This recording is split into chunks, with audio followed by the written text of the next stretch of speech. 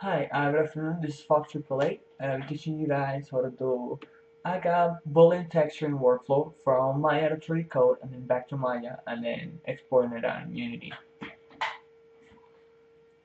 First thing, this video is actually meant for my friend Ken. Just in case somebody else happens to see this video, you might be confused watching this thing. But here, this is what you need to do, Ken.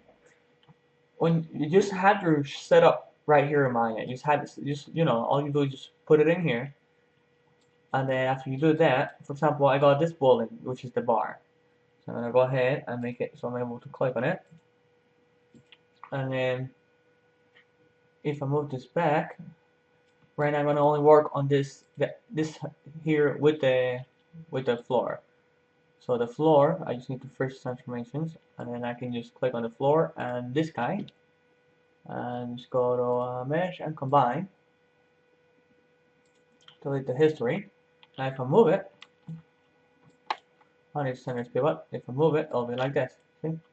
Just a floor. Anyhow, first thing you need to know, the reason why we're using 3D code is because ZBrush is based on the polygons. So you see, we don't have as many polygons here to be able to paint this. So you will have to make this millions and millions and millions of polygons in order to be able to do it. So that's why we're using 3D code, which is way easier.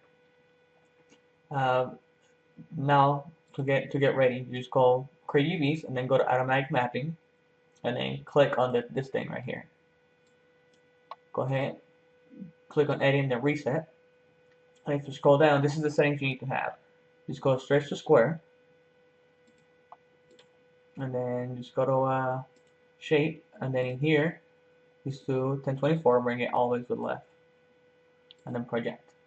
And if you look, there's gonna be this icon. Now, this whole thing create UVs, I got it because it says polygons in here, okay? And in here, there's the polygon tab. This one picture looks like this. So you will see how your map will look like. It's organized and it's all laid out. And then now after we're done with it, just go ahead and use from where's he at right there, and you just export it. So that's OBJ. And the reason I'm making doing it, exporting it from from Blender. Let's say you already set up your whole level here, and then you export as OBJ. When you import it in here back again, it will remember the same position. So for example, if I export this little fountain and then texture and all that and I import it, it will show up right at the same place.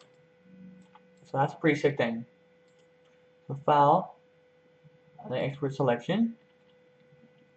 Now sometimes you might not see the file type for OBJ, so you can go before doing that, you gotta go to Window, Render Preferences, Plugin Manager, and then you need to make sure you have FBX and then the OBJ, for example. Just click on both of them to have them on, okay?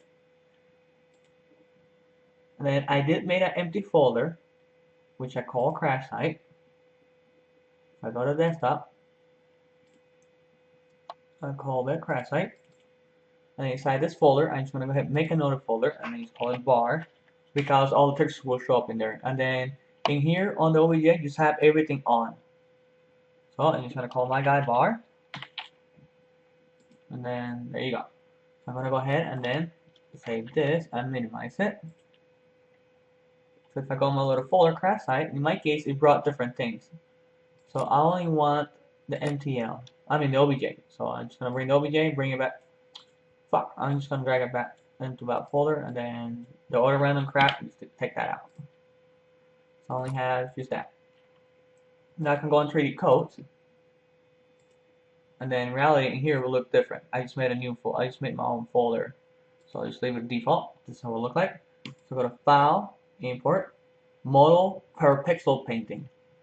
Now this program is actually pretty easy to use.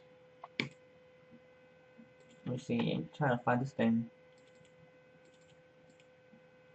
It's way super easy. Okay? So in the next video, I'll show you how to get started on this. Okay?